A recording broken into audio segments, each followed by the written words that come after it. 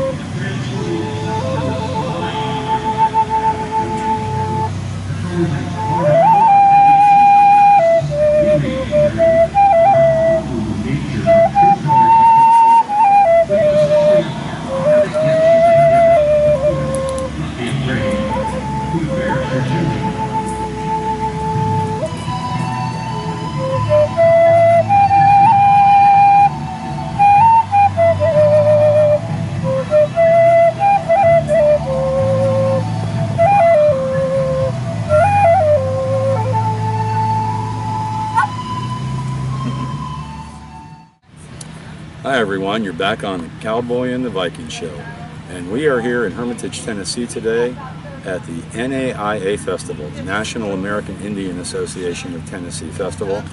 We're going to be showing you around to see all the beautiful crafts and meet a lot of wonderful people and see sights that maybe you've never seen before. So stick around and enjoy the fun. Well, hi everyone, you're back on the Cowboy and the Viking show.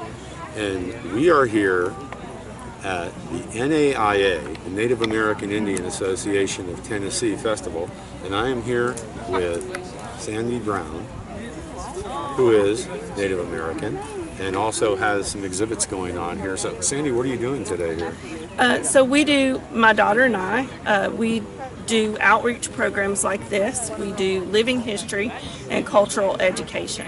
So we bring an encampment and with many artifacts, animal skins, and we teach about the culture. We travel to various Native events, historical associations, schools, and we just teach about our culture, the Cherokee culture, the Native American culture. I am doing a primitive skill called plant fiber cordage, and so I'm weaving fibers together. This fiber is actually tulip poplar from the tulip tree, and I redded it down in my branch behind my house, and I cord it and make clothing items out of it: shoes, bags, skirts, dresses, that sort of thing. Wow, that's a really interesting thing to do, and doing what you do with the teaching and educational things that you get into, it's really good to keep that culture alive and keep teaching people about the history of the Native people from this country, because so much gets lost in history. So it's really important to keep that up and to keep spreading it as much as you can, I think. For our family, it's been a passion. It's been my husband and I started this years ago, and it's a passion of ours to keep the culture alive, keep it going, pass it down to our family, teach it to others. One of the things that we want people to realize and know is that so much of the time they teach about Native people in the past. They wore this, they used all of an animal, they used buffalo hides and deer skins and all of those things, took care of the earth. But they don't really bring the Native people up to this time, and we want the world to know that Native people are still alive. They're here still creating culture, making arrowheads, doing plant fiber cordage, also doing modern day things like everyone else. Native people are alive in today's time as well, not just a thing of the past. Yeah, well, you have to learn about the future too. I mean, you have to learn about what's going on today, not just what happened before. Right. So, I think it also gives our Native children the opportunity to see that they do have a place in the future, even by preserving their own culture. This is allowing them a place in the future. And so I think that's a very important thing, is to know that Native people are still here. Great. It's really good to know what you're doing here and to see everything you're doing too. And continuing to teach people about the culture is a good thing too, I guess. Because, like you said, like children need to know what their culture is, and they need to know that they belong. Right. That they do. And to give them their identity Right. of who they are. There's over 500 different Native nations right now in the United States alone. So it's important that those children, those teenagers, those people know that they have a place in this world. They do have a future here. And then also to preserve their culture, to remember their past, remember where they came from. That's important too. The culture hasn't died. It hasn't went away. There are parts of it probably that are lost, but there are many people that carry on and love the culture. And so it's still here. It's alive. It's a living race of people, still alive and evolving, doing traditional things and modern things. Well, we love learning about it too, and hopefully all of our viewers are going to enjoy what they see, and they're going to maybe do some research, find out a little more, and find out not only what's in history, but what's going on now. Right, exactly. There's very important issues that Native people cared about long ago, the earth, the culture, and those are things that we're dealing with right now, is global warming, conservation, how to manage our forest, how to manage to keep the wildfires from happening. And so those things Native people knew. They knew how to live on this planet without destroying it. They did it for thousands and thousands of years. And those are things that we could learn from Native people in today's time. There's things we could use right now too, is to have that kind of knowledge. This is true. And to practice it. This is true. This is true. Cherokee crosswood Cherokee from the Cherokee culture, more or less? More or less. There are a few things possibly that are not Cherokee so much, maybe more so on that side. But we bring both. We bring the teepee. Cherokees never ever lived in teepees.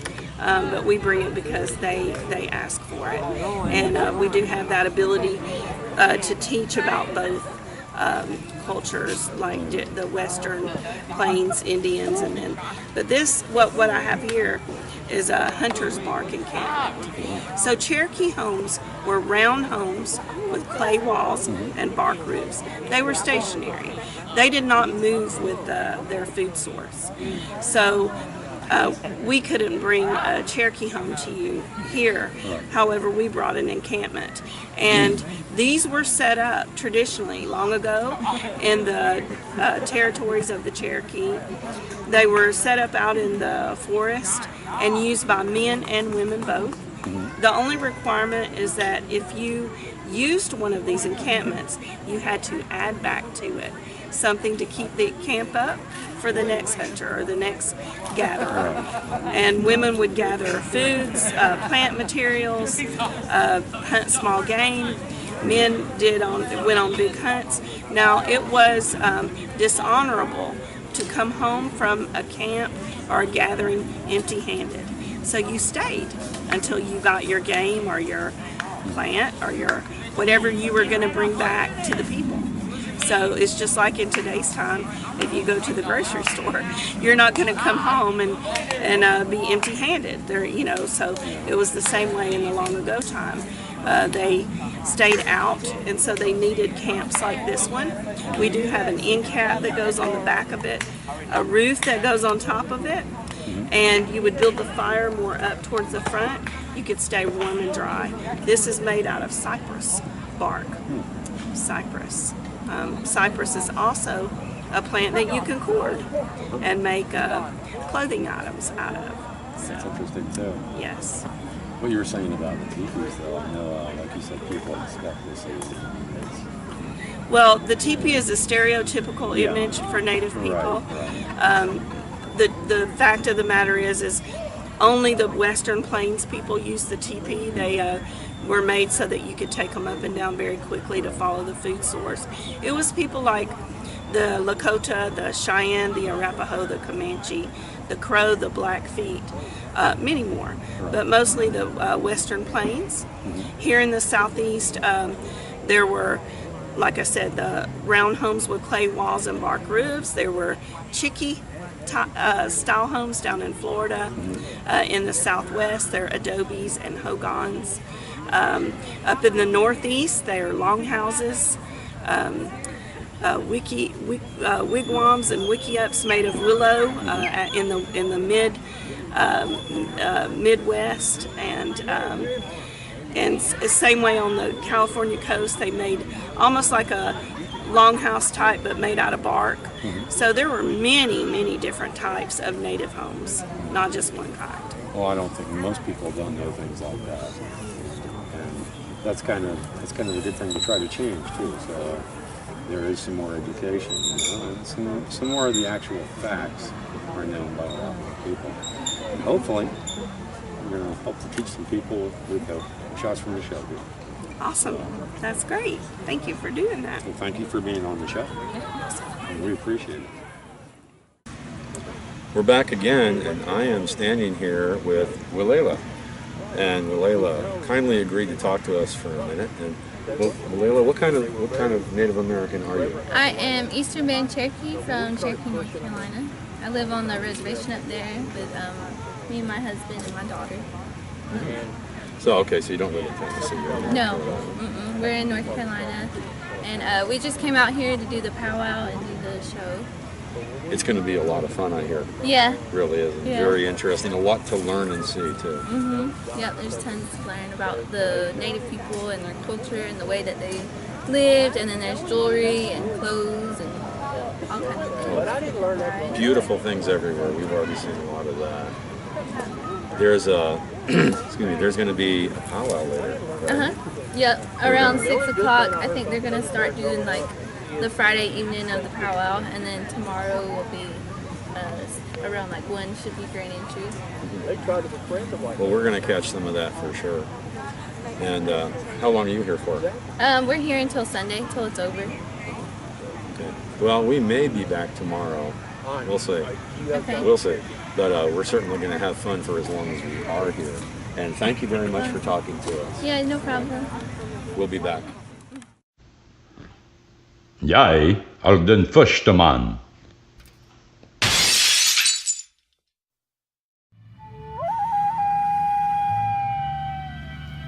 This is a traditional Navajo flute. This is a quite modern style of a Navajo flute, actually. As you can see, the mouthpiece is already carved in a very modern fashion. There's 6 holes in this flute. Unlike the 1,000-year-old flute, this one has been tuned with modern machinery and equipment. High technology makes those flutes now sound a lot better than before, but it still retains the traditional way and the traditional sounds of the Native American flute.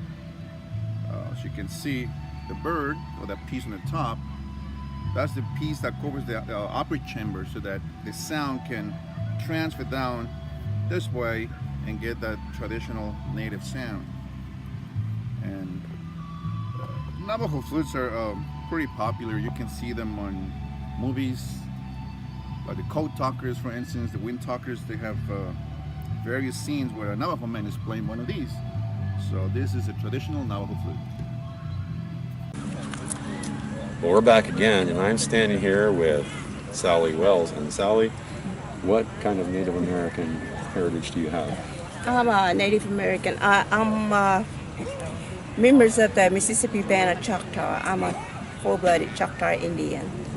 In my home and reservations in Mississippi is Choctaw, Mississippi. That's where I'm from. I grew up part of my life there and part of my life here. And you are involved in the NAIA? Yes. Day one, somewhere 1982, 80. It's 36. We're celebrating 36 years today. Wow. So we started that, and it was just a few of us. It was part of us. It was Indian, and part of us is non-Indian. And we started that, and non-Indian were there, and they want to support us and help us to grow. So we didn't have no office, nothing. We started on the riverside at the bank, and we started from there. We didn't even have any money to buy stamps. We put hat around it and got enough money to buy stamps. So we let people know that we're here. You have to start somewhere. Yeah, so we did. But it's grown. Yeah, that's how we grow to here today. Yeah. Right now we have trying to build the Indian Center here in Nashville, and we got the property to build, but we don't have enough money to start building. So that's what we're doing is fundraising, like power here. This is money for our building. I see. Well, hopefully that's going to collect a lot of funds for you. And for the cause I mean, and for it the takes a lot of association. money to build. It does. It does. Everything costs money. Yeah. But you know what? If you have a good cause, and you do have a good cause, you're putting together something that people are really interested in, it's just going to keep growing and getting bigger and better. We get slowly, but we coming up. So we feel like I said, we have to collect money and have to buy stamps. Look where we are today. So. One step at a time. Yeah. It's just like anything else. And it was kind of hard because, when I first moved here in Nashville area, I didn't think there was any Indian around here but me. But we kind of look around, and that's how we started this organization. My executive director, he and I met, and he's a Lumbee tribe, and I'm Choctaw tribe. But he and I met, and we talked about that. We seen any Indians around, and we talked about it. And so that's when we decided to have that meeting on the river side and started this organization. So it's really been something else to grow with. Yeah, and something very worthwhile to be involved with too, and be a part of. Yeah. And to watch it grow. Yeah. Get bigger and better and better. And everything here at the festival here is fabulous. I mean, obviously, from what you're telling us, it's grown a whole lot. It's growing really and it's growing. And I'm just thankful for the people. There are, I don't know, maybe 50 tribes are here to support us. Wow. So that's what we are so proud of. That these people there's this couple here. One of the guys is from Alabama. And the older guy that was here, he's from Oklahoma. And all these people are from, I even have a demonstrator over there, he's from Canada. Yeah. So we have different tribes that are here to support us year after year. So we are just so pleased to have him here in Nashville area. That's good. Yeah, I think it's really important to do some things that are educational and to spread it like we're gonna try to do and help with the Cowboy and the Viking show to help spread some information, some real information, not the stuff that people generally see. Yeah. I mean, like the stereotypical things you see in a movie. There's much more interesting facts to find out about and teach people about. Yeah, this group over here, they're from Cherokee, and they put on a show this morning. You should have seen it. So fabulous. That you sit there and learn things that they said and they do inside of the arena. So forth. So it's really, really interesting that she does that. And that's her business, is to educate people. Yeah. So, that's really good. And, you know, I do a lot of presentation at the school around this area. We teacher call and ask us if we can do the presentation at school for the kids. And that's good. we go over there and do the presentations, and you know, sometimes demonstration of what we do, and sometimes we bring the dancer in and they dance to educate this little one. And this little one never seen Indian, so they don't just surprised. And you know, and sometimes you know, I feel like it's in the book. You could, in the school should teach all this. Yeah, But I don't think they are. That's why this, like his age, he never heard of Indian. He never seen Indian. And when I go to school and they do that, they want to touch real Indian. So that's education of what we hear today is education for these children. So they know that there are tribes, different tribes are here and speaking their own tribe. I speak my own tribes. So and each tribe's got their own languages. So that's how you know, I tell the students when I go to do presentations, and one tribe speaks one language. They got their own languages. And how many tribes we have in the United States, they have their own languages. So it is good. And it's not nothing like Spanish or Irish or whatever. Oh yeah, it's completely different. Yeah. And sometimes, you know, you go to hospital and it lists American, Mexican or whatever is going down, but they don't have native. Yeah, that's surprising, isn't it? And I said, it really you know, my ancestor was here first in this country, and why are we not on the list? So. Well, it brings a question about common sense, doesn't it? It really does. And I think that's another reason that it's really a good idea to support something like this, because the history gets lost. Yeah, it is. And it needs to be kept alive. Yeah. It really does. You know, I always wondered if my grandkids is going to remember all this when I'm passed and gone, because they're in so much of school things that they do. And this is be the last thing, native culture will be the last thing on their mind, because they're not taught in school. True. Well, hopefully there's going to be a lot of people that learn from all this, and like I said, we're going to try to help spread the word about this. And it'll be over in Scandinavia too, so people over there will learn some really interesting facts about the Native Americans. Yeah, I just hope that, you know, somewhere it is into their head that this is where they were, and, you know, this is how it started. Yeah, you have to remember where you were and where everything started. Because without it, you're not where you are. Yeah. So the history is important. It really is. Yeah, it's just like the other day, you know, Christopher Columbus' birthday or celebration. I think it was Monday, like a week ago. I said to myself, why are we celebrating his name? What did he do? So, and I said, if anything, they should be celebrating Native American Day or something. That would be a good idea. So it's just how I go on, but I'm not racist, so I'm just. But it would be more appropriate given that Native Americans were the indigenous people of this country that we're living in. Yeah. So it's a funny world. Yeah, it is. It is. Yeah, it is. But we're going to go ahead and sign off here. And Sally, thank you very much for talking to us. Thank you for talking to me, Thank you. and take this to the world. We're going to try. Yeah. We're going to try. Yeah. We'll be back. Thank you. Okay, Ichimachi. We all breathe her air. There's only one mother. We all have to share. We need to walk gently.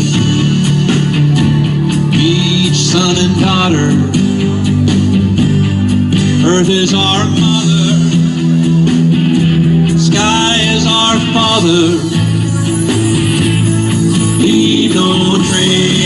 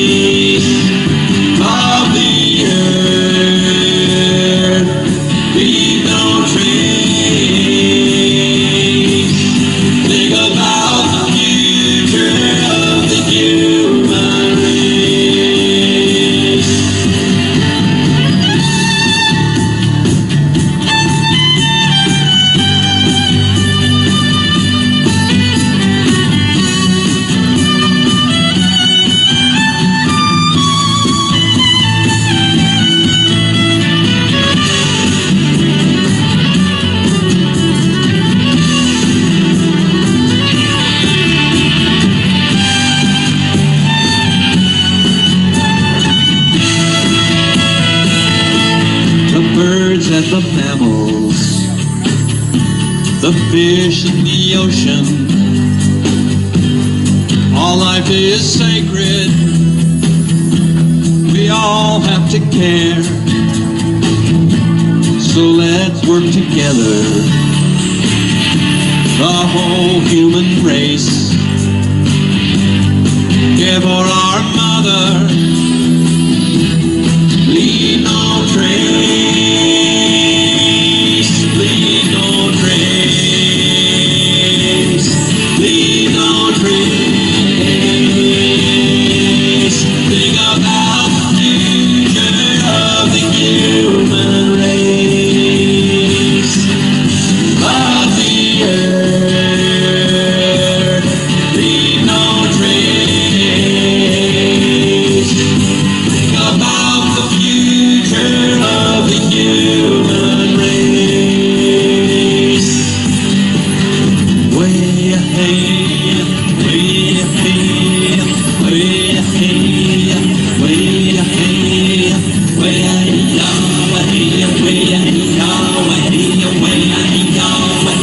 way ahead. Leave no trace, leave no trace, leave no trace, leave no trace, leave no trace.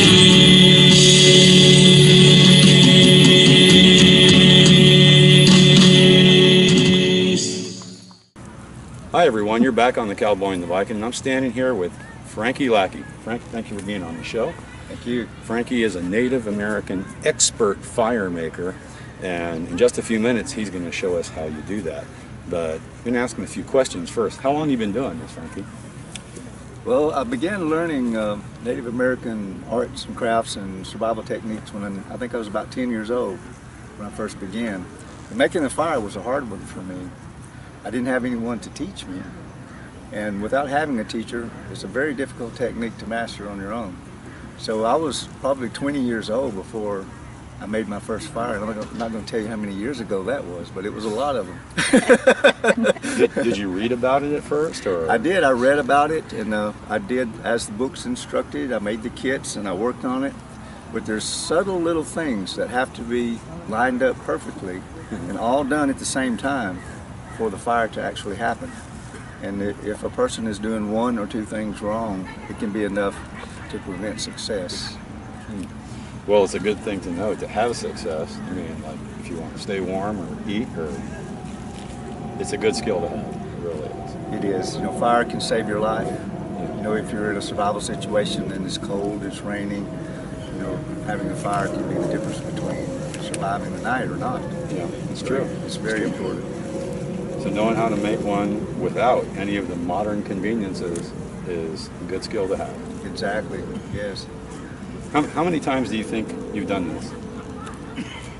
It would be hard to estimate, but you know, literally thousands and thousands of times. You get pretty good at it after that. Yes. Yeah. You start to learn all the little subtle tricks. Sure. You know? Sure. Well, we've been watching, we were walking around watching, and there was kids coming over here, and we were showing them how it's done. And you're going to show me how it's done in just a minute too, right? Yes. So we'll get some film of that as well. And I hear tell you're even going to have me try this. So we'll see how that turns out. There is no try, Weed Hopper. So only do or do not. Or do not. Or do not. Yeah. Well, I guess we're going to do one way or the other. But that's going to be fun. And we had a great time watching it with the kids over here and all. Kids seem really excited about it. Something very interesting to learn. The children love this, and because I do more than just let them watch, I let them do it too. You know? I let them get down there and have hands-on, and it really makes an impression on them. They absolutely just love it. All right, what we're demonstrating here is how to make the primitive bow drill fire. And the components are a fireboard, a hand socket. This is an ankle bone of an elk. You need a spindle and a bow. And the technique is friction, the spindle rubbing against the fireboard.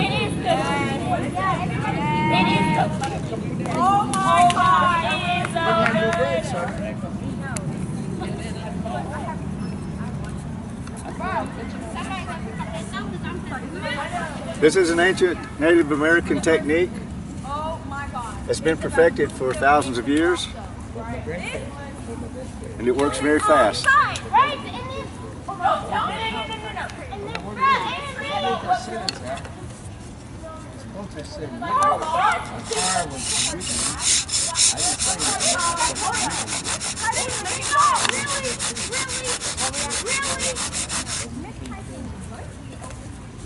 About a year ago, I called him for some reason.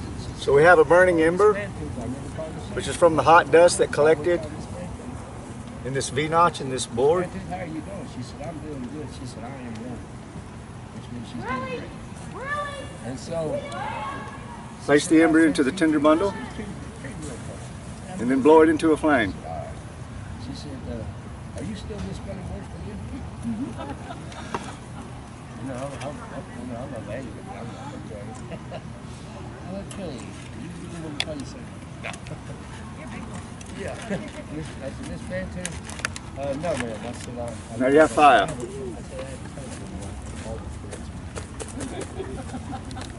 You know what she said? Her first words came right back to me. She said, So that's how you make a primitive bow drill fire. You make it look like she was looking into the camera. Because I look into the camera. Okay. Good. This way, right? Is that right? Is that Start with the fireside facing you, okay. twist it towards you, and then just go all the way around with it now.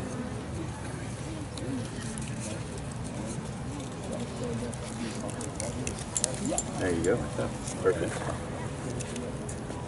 And get that close to the hole as you can get your foot. Yes, he's demonstrating. And don't toe, you want the middle of your foot, so scoot your foot forward this way.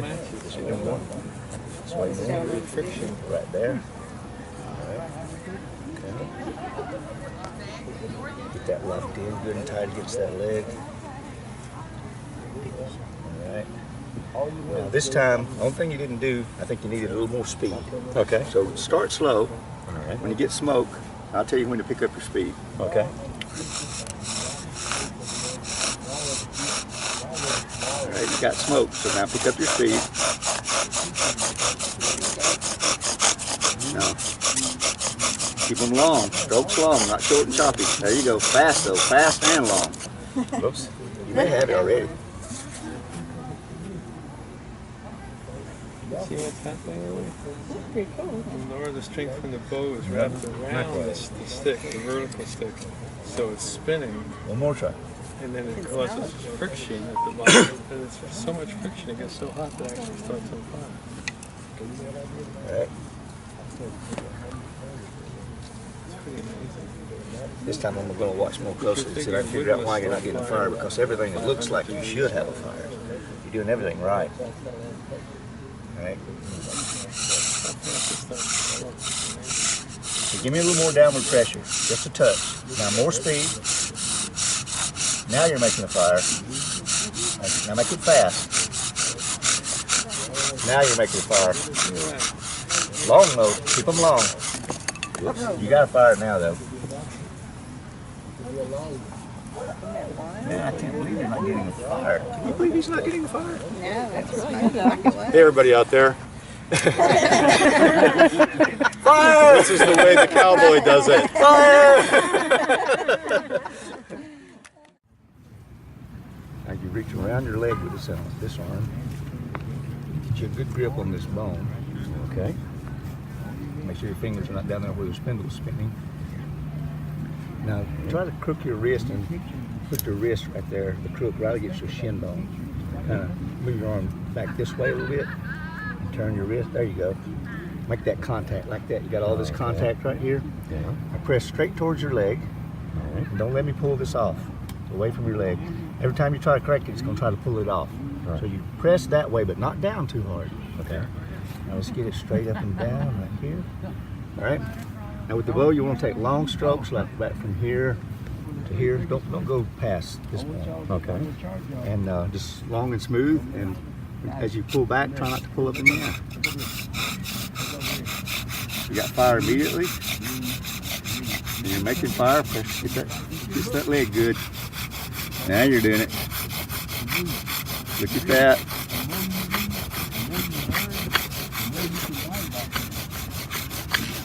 Is that good? I believe you have a fire. Take a look. Blow on that, see if it stays alive. Oop, you didn't pick it up. I shouldn't have picked it up, huh? No, shouldn't have picked it up. You did everything right. Notice how he's making good excuses for the cowboy. That's my story, and I'm sticking to it. I appreciate it. Have you got the bone? Yes, I do.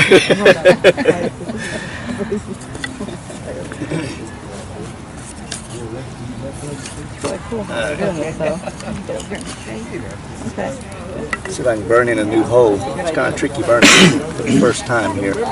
May try to pop out on me.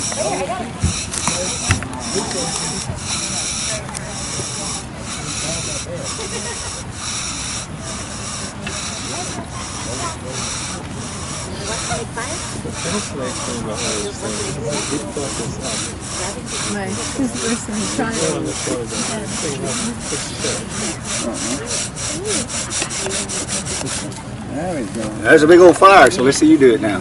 All right. You got the lighter for backup.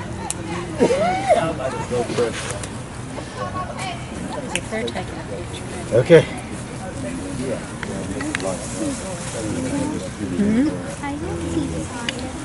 Not sure which way Yeah. See a little flash.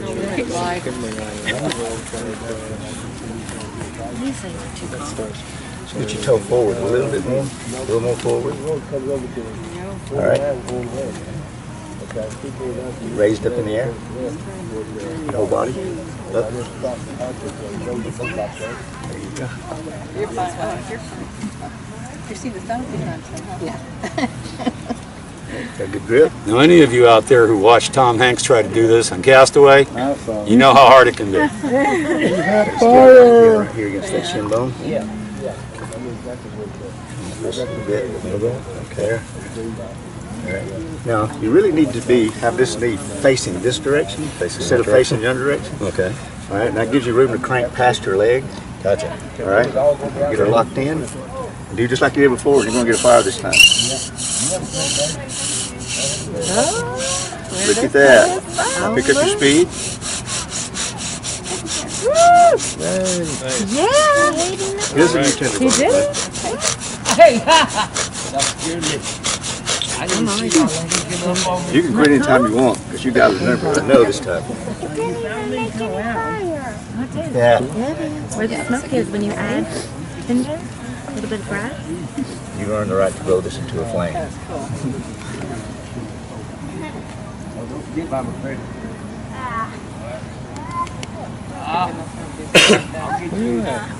All right. Just pinch it right there. All right. Direct your air right through that hole.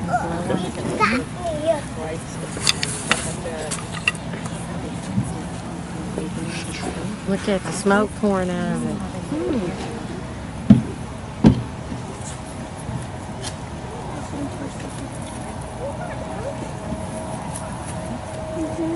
Direct your air a little higher on the bundle.